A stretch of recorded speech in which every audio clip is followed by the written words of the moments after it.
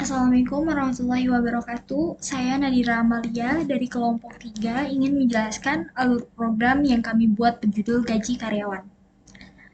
Nah, di sini isi dari isi dari alur program yang kami buat berjudul Gaji Karyawan. Dimulai dari awal, di sini ada awal. Lalu tahap selanjutnya ini isi menampilkan 01S 1S P001. Hashtag program Java menghitung gaji karyawan. Nama karyawan. Nah, lalu tahap selanjutnya di sini ada input. Lalu dari input lanjut ke nama karyawan. Lalu lanjut memasukkan data nama karyawan pada variabel nama. Lalu selanjutnya input lagi dan isinya golongan. Lalu selanjutnya memasukkan data golongan pada variabel golongan A atau B atau C atau D. Lalu selanjutnya input lagi dan isinya jam kerja. Lalu selanjutnya memasukkan data jam kerja pada variabel jam kerja. Nah, di sini ada isi lagi. Isinya mengambil data upah per jam dari data golongan A atau B atau C atau D sama dengan total upah. Lalu selanjutnya di sini isi menghitung total upah sama dengan upah per jam kali jam kerja. Nah, lalu selanjutnya di sini ada isi juga cek apakah jam kerja lebih dari 48. Jika iya, selanjutnya ke pinggir jam kerja lebih dari 48, jam kerja lebih 48. Lalu selanjutnya nih ke bawah, jam kerja kurangin 48 dikali 4.000. Lalu ada isi di sini menampilkan nama, menerima upah, RP, total upah setelah per minggu. Nah, lanjut lagi ke atas. Cek apakah jam kerja lebih dari 48. Jika tidak, menghitung total upah dikurangi PPN 11% sama dengan total upah setelah PPN. Di sini udah itu ada jika iya, kalau jika iya ini ke sini jam kerja lebih dari 48, jam kerja lebih 48. Jika tidak, menghitung total upah dikurangi PPN 11% sama dengan total upah setelah PPN. Dari situ sudah selesai.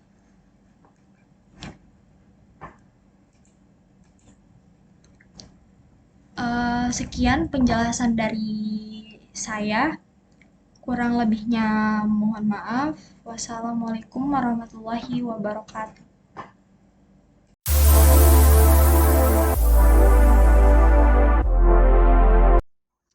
Assalamualaikum warahmatullahi wabarakatuh. Kami dari kelompok 3 ingin menjelaskan fungsi-fungsi codingan pada program berbahasa Java yang kami buat sebelumnya yang bernama menghitung gaji karyawan 2. Di mana menghitung gaji karyawan ini berfungsi untuk mempermudah mengkalkulasi jumlah penghasilan yang harus diterima oleh suatu karyawan. Dimana kan ketika ingin menggaji suatu karyawan perlu ada beberapa unsur dan faktor yang harus diperhitungkan seperti jumlah, waktunya, berapa lama bekerjanya, dan kategori-kategori pekerjaan yang dia emban gitu kan, teman-teman. Di sini kita akan membahas tentang program yang kami buat sebelumnya gitu, fungsi-fungsinya. Baik, saya izin membuka program terlebih dahulu. Baik, di sini terdapat package gaji karyawan 2. Kode termaksud dalam paket menghitung gaji karyawan 2, teman-teman. Jadi ini paket namanya. Lalu ada import Java Util Scanner. Dimana ini untuk berguna mengimpor scanner yang digunakan untuk menginput dan memfasilitasi scanner scanner sistem, teman-teman. Lalu selanjutnya public class gaji karyawan 2. Membuat kelas dengan nama gaji karyawan 2 secara publik. Lalu kita kembali ke selanjutnya, public class static void main string args. Titik masuk utama program ada di sini, teman-teman. Awalnya program akan dibuat awalnya di sini. Lalu terdapat scanner input new scanner system in. Membuat objek scanner dengan nama input yang akan digunakan untuk menerima input dari terminal ke konsol. Lalu terdapat lainnya seperti sistem out print program Java menghitung. Jadi ini fungsinya menampilkan teks atau bisa dibilang menampilkan output yang ada di sini, teman-teman. Nih. Jadi kita bisa melihat output atau informasi yang program keluarkan datanya gitu. Lalu terdapat lagi string nama. String nama mendeklarasikan variabel dengan tipe string bernama. Lalu terdapat char golongan. Char golongan ini mendeklarasikan variabel dengan tipe char bernama golongan. Jadi untuk menampilkan data golongan gitu, char. Lalu kita ke bawah dulu, teman-teman.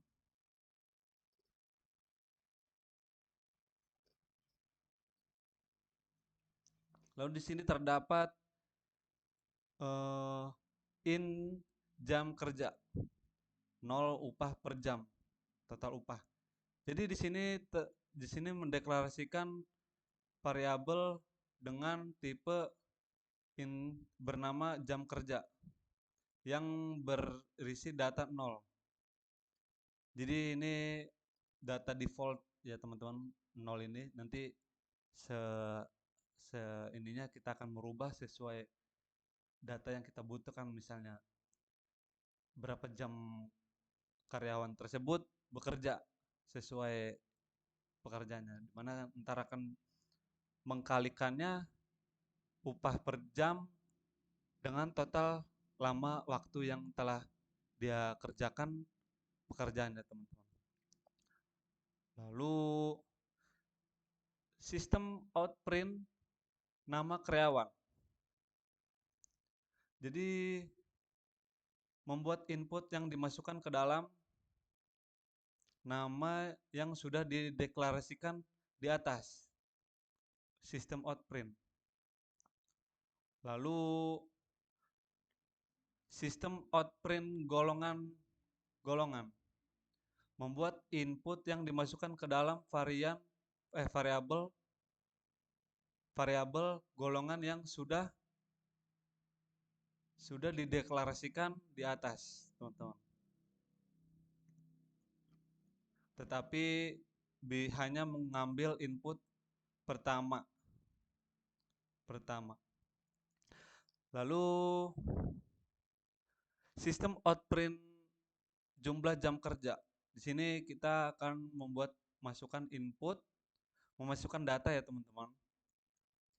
Memasukkan data ke dalam variabel jam kerja yang sudah dideklarasikan di atas, tetapi hanya dapat memasukkan angka pada input. Jadi hanya bisa memasukkan nomor digit ya teman-teman. Karena di sini variabelnya menggunakan hanya untuk angka teman-teman, untuk menghitung jumlah jam kerja.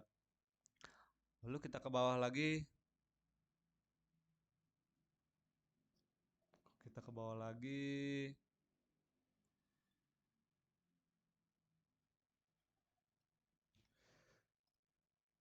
Sistem outprint, ya itu tadi teman-teman berakhir. Jadi karena kita sudah mengisi golongan, golongan A atau B atau C, nama karyawan, jumlah karyawan. Lalu kita akan menentukan jumlah upah per jam berdasarkan golongan. Switch golongan ini teman-teman. Jika memasukkan golongan A, maka upah per jamnya adalah 5.000. Jadi kalau kita memasukkan data data golongannya A teman-teman, data golongan ini nanti hitungannya akan berjumlah 5.000 per jamnya teman. Misalnya kalau kita masukkan data A nih, jumlah jam kerjanya kita masukkan jumlah jam kerjanya 10 jam misalnya, teman-teman. Jadi kalau golongan A 5.000 kali 10 adalah 50.000 teman-teman. Lalu jika memasukkan golongan B, upah per jamnya adalah 7.000. Seperti contohnya tadi teman-teman, kalau kita misalnya memasukkan data golongannya adalah lebih. Contohnya seperti ini teman-teman, saya praktekkan langsung. Saya rundu sebentar ya.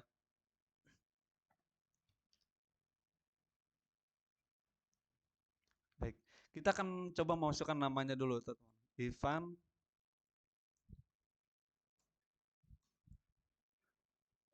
jangan. Kita ini kelompok 3.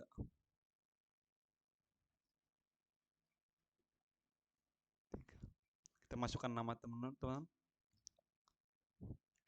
Jadi semisalnya kalau kita memasukkan golongan B, kita enter teman-teman. Lalu kita jumlah jam kerjanya adalah 12 jam. Kita ketik 12 teman-teman.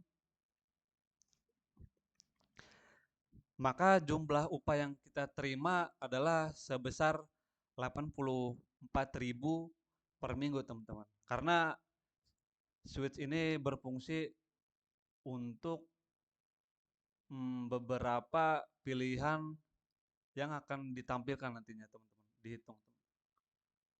Gitu. Begitu juga dengan C dan D. Upah per jamnya dikalikan dari data yang dimasukkan oleh variabel jam kerja ini teman-teman. Jumlah jam kerja ini nantinya akan dikalikan dengan upah per jam A, B, C, D teman-teman. Lalu kita kembali lagi, total upah jam kerja lalu upah per jam. Membuat sebuah kondisi apakah jam kerja lebih dari 48 jam. Ini teman-teman. Lalu if jam kerja 48 0. Jika iya, maka total upah adalah total upah ditambah jam kerja dikurangi 48 lalu dikalikan 4.000 4.000. Gitu. Lalu proses output kita ke bawah dulu teman-teman. Lalu menampilkan hasil upah kerja per minggu sesuai dengan data yang telah dimasukkan di atas. Sistem outprint nama tambah menerima upah RP titik tambah total upah per minggu.